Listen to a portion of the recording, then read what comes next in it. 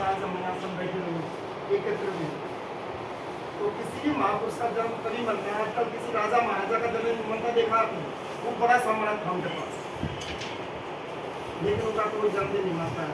महापुरुषों का क्यों मिलता है? क्योंकि उन्होंने समाज के लिए कुछ किया, राष्ट्र के लिए कुछ देखे गए, अपने लिए नहीं जिए, वो समाज के लिए जिए। अभी हमारे एस.आर. रंगनाथ जी है, उनका पूरा नाम सियाली, गांव का नाम रामामृत, इनके पिताजी का नाम था सियाली रामामृत रंगनाथ, पहले गांव का नाम, फिर पिताजी का, फिर तो इनका जन्म वो बच्ची ने बताया कि 9 अगस्त को हुआ था, लेकिन डॉक्यूमेंट्स में जो सरकारी दस्तावेज अपने कई बार आपका भी हो सके गलत हुआ, जन्म कब लिखा कब दिया स्कूल में, तो वो 12 अगस्त है उसका डॉक्यूमेंट्स का जन्म, तो इसलिए उनको 12 दिवस को ही उनका जन्मदिन के रूप में 12 अगस्त मनाया जाता है। अब किसी भी महापुरुष का जब अपने जीवन उसका मना के जीवन उसको कहते हैं उसका जन्म, उसका पालन पोषण कैसे, उसकी शिक्षा कहाँ पर हुई, उसने समाज के लिए क्या योगदान दिया, सारी चीजें का उनका वर्णन कर सकता है फिर महापुरुष का। तो इनका जन्म भी बालकाल में सियाली का नाम उसमें हुआ था 1892, 80 वर्ष के 1972 में इनकी मृत्यु हुई। 80 वर्ष का इनका जीवन का कार्यकाल।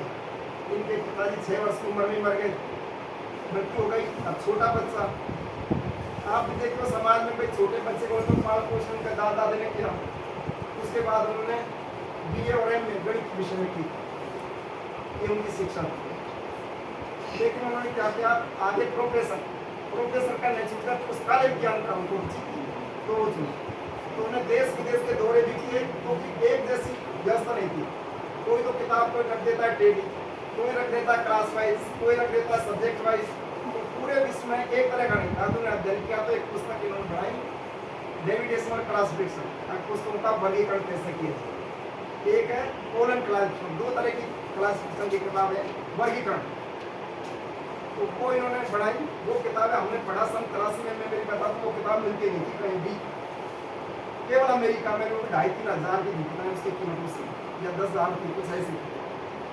अब जयपुर लाइब्रेरी की 5 किताबें सिर्फ, वो भी राजस्थान, वहीं जाकर बैठो पढ़ो, और अगर कोई पहले जाकर आपकी तरफ बैठ का सीट रोका नहीं बैठो, किताब में मिलती। संघर्ष जो अभाव होता है ना, तो आपको सब कुछ सुविधा है। आज हमारे हेड साहब की बदौलत हम यहाँ बैठे, लाइब्रेरी छोटी सी थी, बुजुर्ग में देखा था वहाँ जाकर ऐसे पढ़ते थे पाठक, लेकिन आज तो आपको सबसे बढ़िया राजस्थान की सुविधा मिलेगी।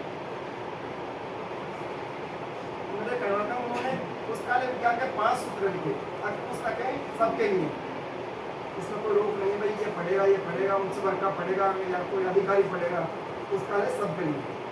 और प्रत्येक पुस्तक को उसका पाठक मिले, प्रत्येक पुस्तक को उसका, ये नहीं भाई ये किताब तो पढ़ी इसको नहीं पढ़ेगी, पुस्तकें सभी पढ़ेंगे, और प्रत्येक पाठक को उसकी पुस्तक मिले, जो आपको आवश्यकता है उसको उसकी किताब मिलनी चाहिए।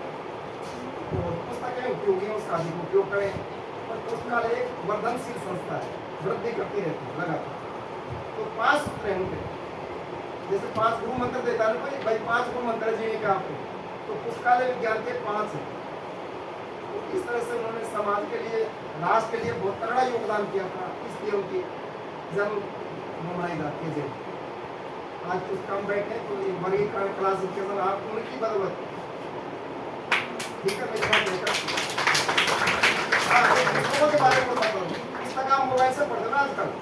उन्होंने बताया कि एक शमशान की आग होती है, गर्म होती है, उतनी उष्मा होती है उसमें, और एक चूल्हे की अग्नि होती है, उसमें उतनी उष्मा होती है, बराबर होती है।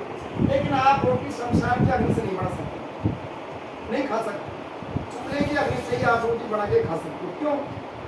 तो वही हाल आपकी मोबाइल से लिया हुआ ज्ञान और पुस्तकों से लिया हुआ ज्ञान का अंतर है। यदि आप मोबाइल से ज्ञान लोगे तो शमशान की अग्नि के बराबर है, पुस्तकों से ज्ञान ग्रहण करोगे चूल्हे की जो अग्नि होती है उसके बराबर ज्ञान। तो अधिक से अधिक पुस्तकें पढ़ें, और जितने मेरा व्यक्तिगत अनुभव, जितने अधिक पुस्तकें पढ़ें वही ज़्यादा बड़े आदमी बने, डॉक्टर, इंजीनियर, बड़े बड़े जो अधिकारी हो, जितनी पुस्तकें पढ़ते हैं अधिक से अधिक। ये नहीं है कोई काम की, और भी अगर टाइम हो आप पढ़ो, ज्ञान सब जगह से मिलता है। ठीक है, मैं तो यही कहूँगा, अपने अनुशासन में रहो और समय का अधिक उपयोग करो। एक क्षण से सेकंड बढ़ती है, सेकंड से मिनट बढ़ती है, ये मतलब क्या है एक क्षण में? इस समय का अधिक से उपयोग करो, वो अपने अनुशासन में